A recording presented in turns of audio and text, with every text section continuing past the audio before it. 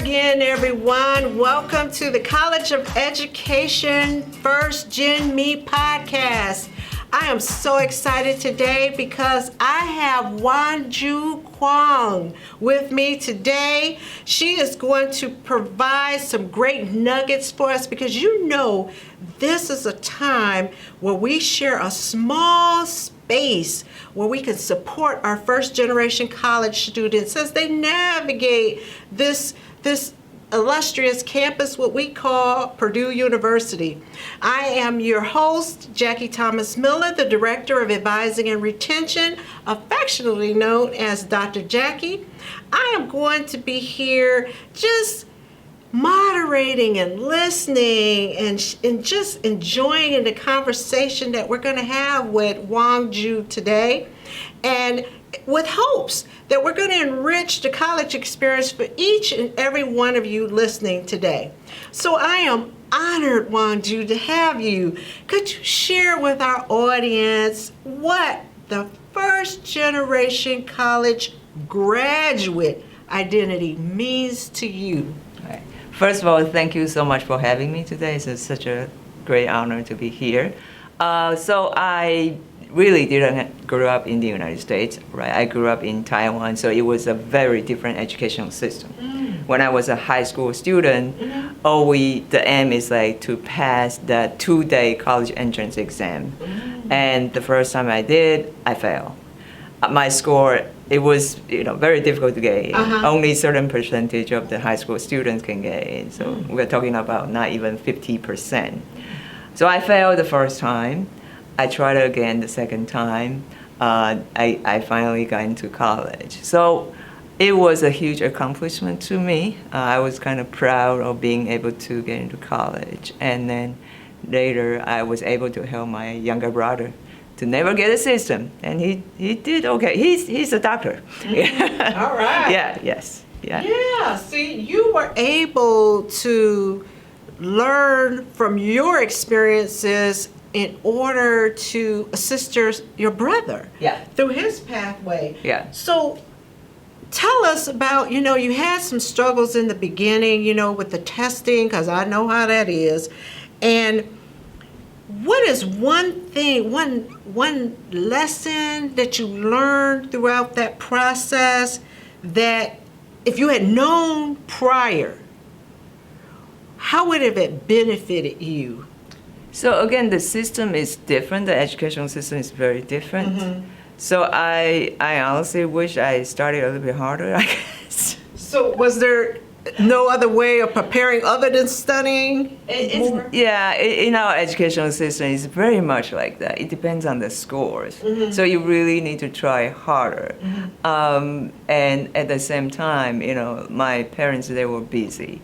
So for that you remember, it's a 2-day entrance exams, and every student was there. My parents, they were busy. They didn't go with me. But during that time, a lot of parents will go to the entrance exam, being there for their kids, and I didn't have that. But I did that for my brother. So I know I was, it was nice being able to be there for him, even though I couldn't do anything for him. But that is kind of the support. It's not like my parents love us. They were just very busy. And I was more independent, to be fair.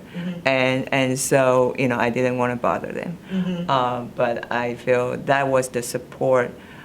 I don't think in Taiwan we don't really say I love you or anything like that, like we don't show that kind of thing. So emotional support, we don't really get that through the educational system. It's just like testing, you've got to work harder. So I wish we had that kind of support, not just from our parents, but also from the schools, from our teachers. But I feel it was, to me, I was, I was proud of myself being able to get in and also help my brother a little bit. Again, he's very smart, but being there for him that 2 days, I think was good.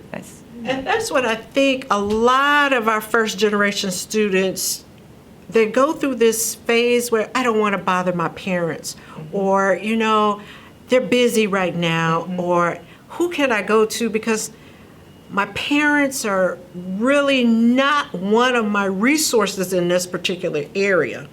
So I applaud you because I went through that. My parents were there, but they didn't have the knowledge that I needed to help me navigate.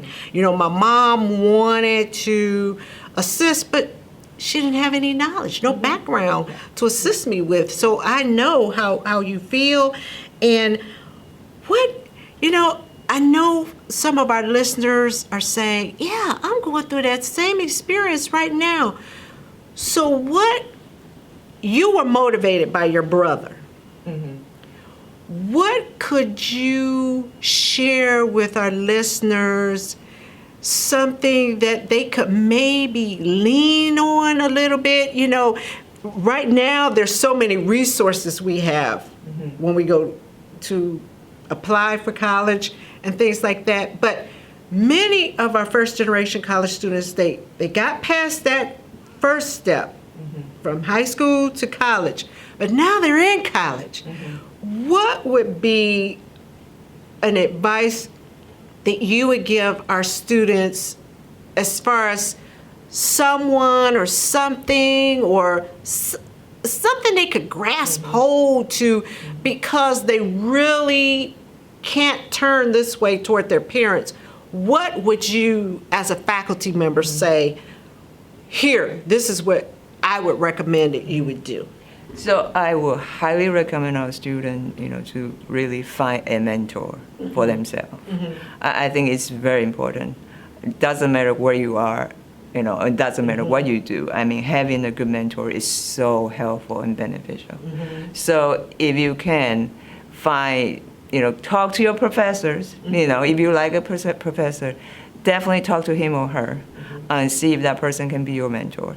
And I understand this depends on, it's both ways, right? So, but definitely make sure you have someone that you respect and someone really can be supportive for you. Finding that mentor is very important. It could be your professor, it could be your friends, it could be your boss, right? So, but someone who can just give you advice, that is very important. I think, to me, I value teamwork because I think if we are working together, we will be better. So mentorship is that kind of teamwork, right? If I'm working on this project by myself, I'm just one person thinking. But if you can have someone to just take a look at your thing, like just brainstorming kind of thing, like someone listen to you, even just 5 minutes, but that person can give you some advice. I think that would be that would be very helpful. So find yourself a mentor would be my first suggestion. That's great. Oftentimes we discount having mentors and even just building a community of like-minded individuals. And that's what we were hoping with these little snippets of our FirstGenMe podcast, is to have an opportunity for our students to come together and listen when they're going to class to our podcast and learn from one of their faculty members here at the College of Education. I want to thank everyone for tuning in today, because this was our second podcast, and I thank Wanju for joining me. And as always, this is Dr. Thomas Miller. If you want to reach out to me, my email address is jthomasm@purdue.edu, or visit our advising team members on the 3rd floor of Bering Hall, because we are always here for you. And thank you once again for joining us today. Thank you for having me.